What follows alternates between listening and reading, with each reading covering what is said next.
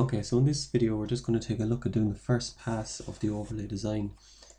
So I've just created some cross sections here at 10 meter intervals, and they're just showing the existing ground surface at the moment. Okay, so we're going to create a first pass overlay corridor. First of all, we create the assembly. Create assembly. I'm going to call this let me see, first pass in 100mm overlay. Okay, and in my tool palettes then, the assembly we're going to use, sub-assembly we're going to use this overlay build in level 2. Okay, so I'm just going to add it on there.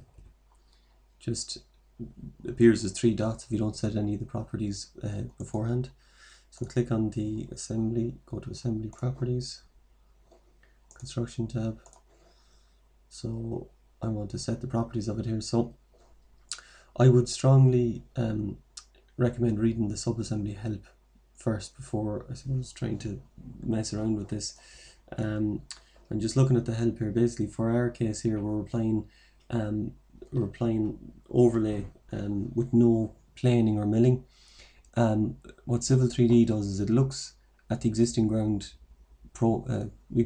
at each cross section, okay, and it finds the high point, and it'll apply a minimum clearance or minimum clearance value at that high point, and then the overlay depth on top of that, and then it applies whatever slope you've defined. So basically, I suppose what you can end up with then is that you'll have a minimum clearance value which is applied at the high point, and then at other areas along that cross section the depth of regulation material will vary, but your overlay depth will remain constant.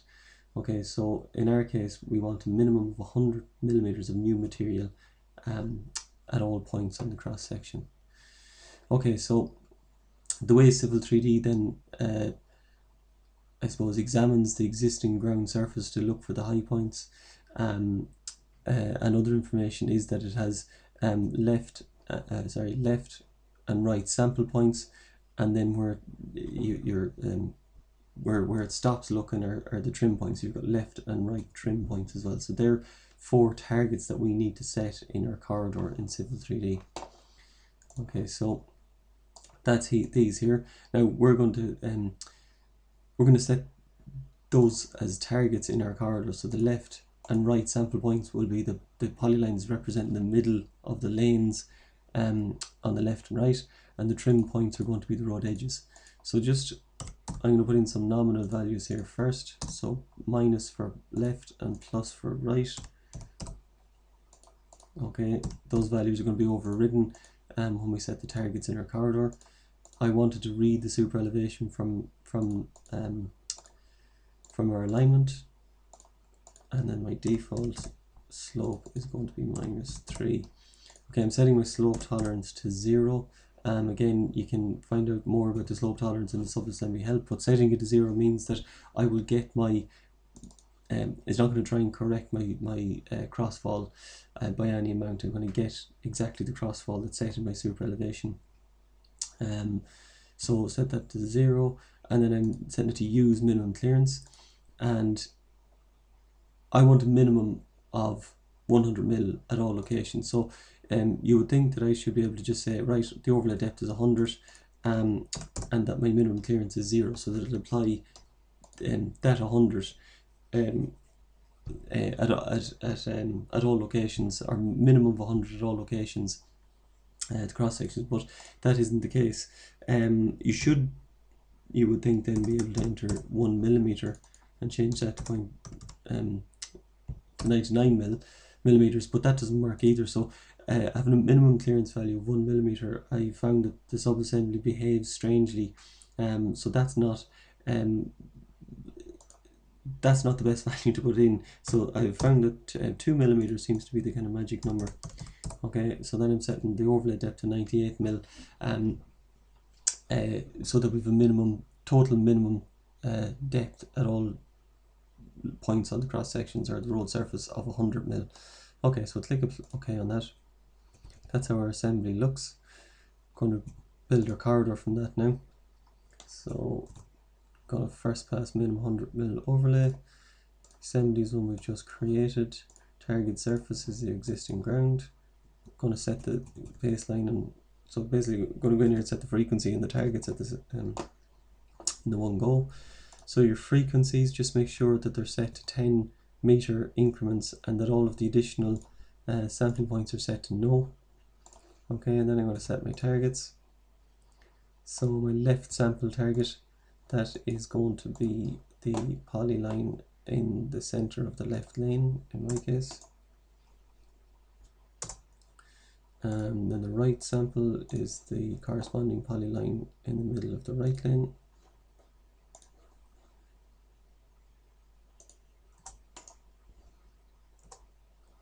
Okay, and then we want the left trim, which is the left road edge.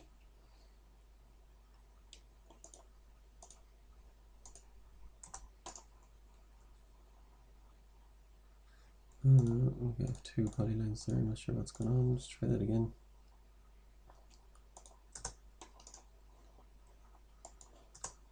And then my right trim, which is the right road edge.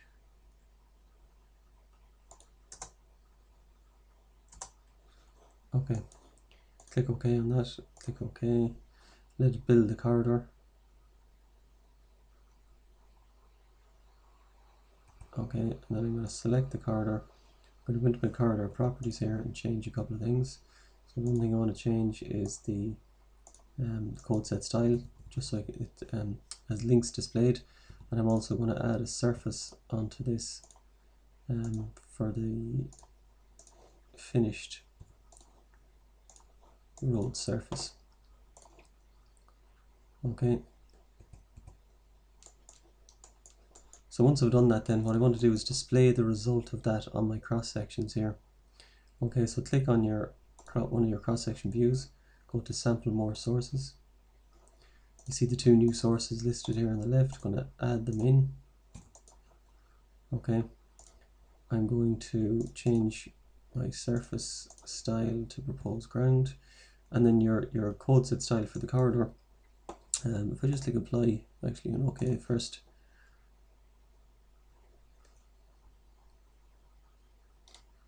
Yeah, it's just updating that. So by default, the code set style for the corridor might hatch the whole thing just grey like it is there. So you can see actually what's happened is a good example. The green line there is existing ground, and somewhere over here on the right hand side, it's found the high point on the existing ground cross section. It's applied the 2 mil plus the 98 mil overlay, so I'm getting your minimum 100 mil over here somewhere, and then it's applied the crossfall out. And I'm getting the on the far side there, it's filling the rest of the space up with the regulation material. Okay, but if I want to change the edit the code set style for the corridor and cross section here, so it just looks a bit kind of easier to read, we might want to stylize the regulation material and the overlay material differently. You can select one of the section views, go into view group properties, go to the sections tab, click here for your corridor to edit the style. I'm going to create a new style. I'm going to call this mill and overlay.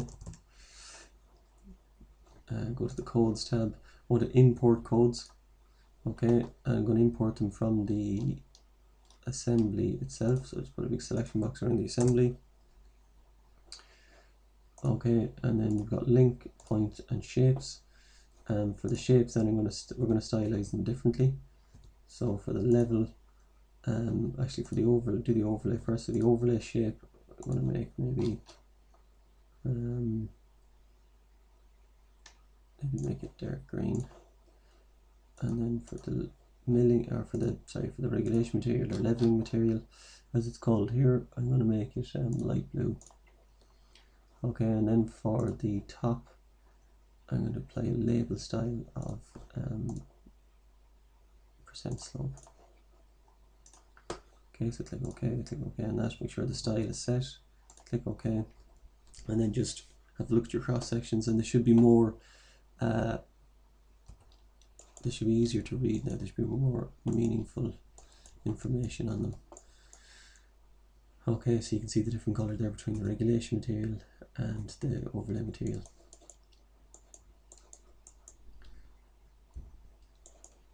Okay, so we're getting quite a lot of regulation in some locations. Okay, so in the next video then we're going to look at taking the result of that first pass, examining it and tweaking it to create our final design geometry.